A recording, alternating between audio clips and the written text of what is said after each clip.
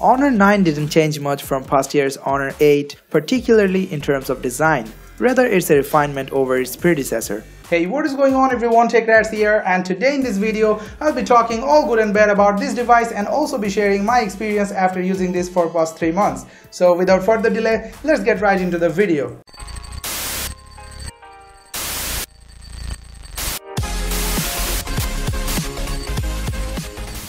This video is brought to you by Smart Gadget BD. They offer almost all the international brand smartphones and accessories. More information about them can be found in the description. Okay, first things first, inside the box you will get the phone, of course, a charging adapter which supports 9V 2A fast charging, a USB Type-C cable, a SIM ejection tool, manual, and also a hard plastic case.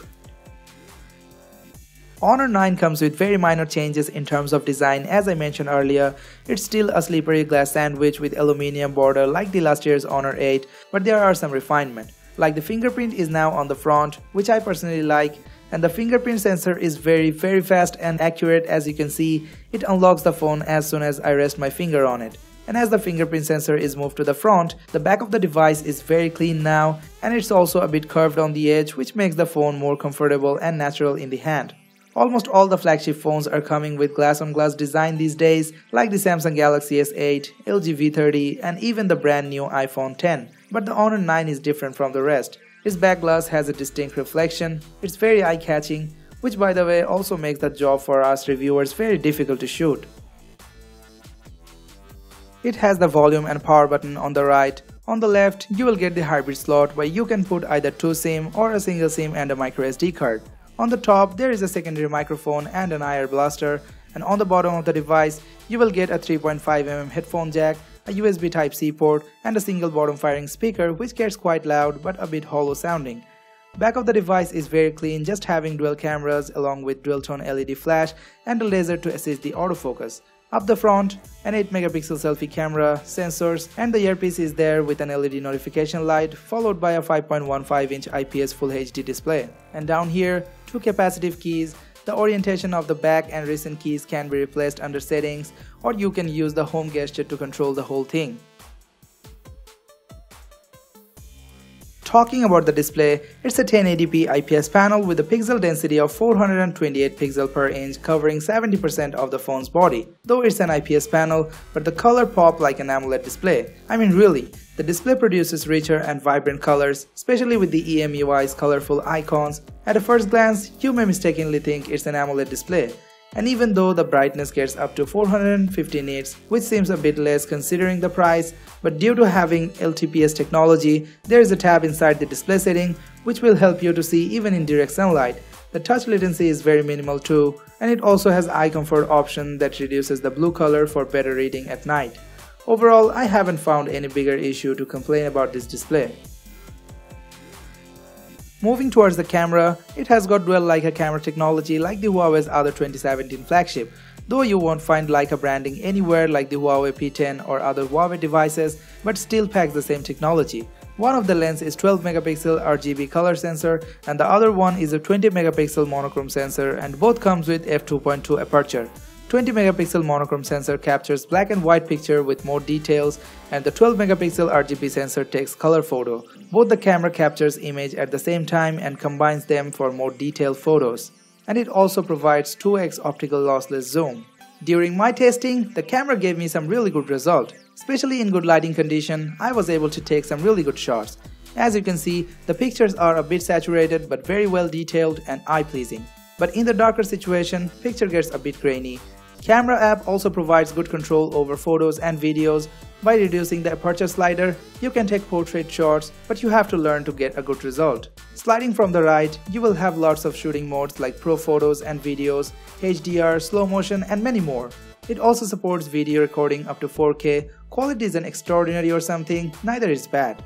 And the front-facing camera is an 8MP f2.0 shooter which also gets the job done. By reducing the beauty level, you can get some good selfies as well. And this camera can record videos up to 1080p. Like any other Honor devices, it comes with Huawei's custom Emotion UI or EMUI 5.1 on top of Android 7.0 Nougat.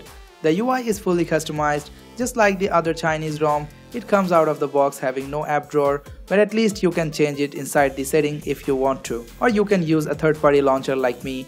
The UI is very colorful and have some unique features like the Twin app where you can use 2 different accounts in a single app, magazine lock screen that shows a different wallpaper every time you wake up the device, and the theme store offers tons of different themes, and I really like the music app which changes the color based on the album art. But still, it comes with a lot of bloatware which I really hate.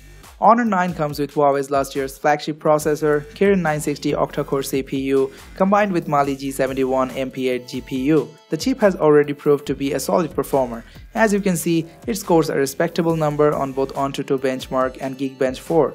Combined with 4GB of RAM, it runs through UI very smoothly without any lag, and it crushes small games like Assassin's Creed Unity, and the high-intense games like Modern Combat 5 and Asphalt Extreme runs having no stutter. You can enjoy the gameplay for a while for better understanding, or skip to the next section if you want to.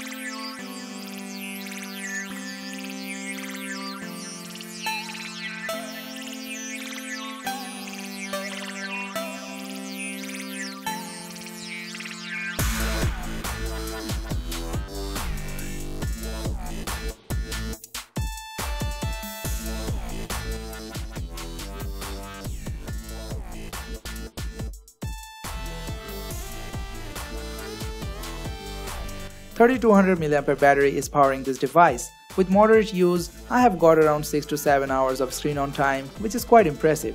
And even in a heavy day, it wasn't less than 5 hours. It may be for the energy efficient chip or 1080p display, but remember, try to use the auto brightness, otherwise the battery drains very fast for some reason. This phone also supports Huawei Quick Charge, which can charge the phone up to 40% in just 30 minutes, but from 0 to 100% it takes around 2 hours. Sadly, Honor hasn't opened wireless charging on this Honor 9, and that's something that could easily be implemented here given the glass back. Honor 9 isn't an innovative handset, however, Honor managed to create an all-around great device that offers everything you would like in a phone, having an attractive, easy to use and top-of-the-range package. So it's hard not to recommend Honor 9 if you are looking for a great device in a considerably cheaper price.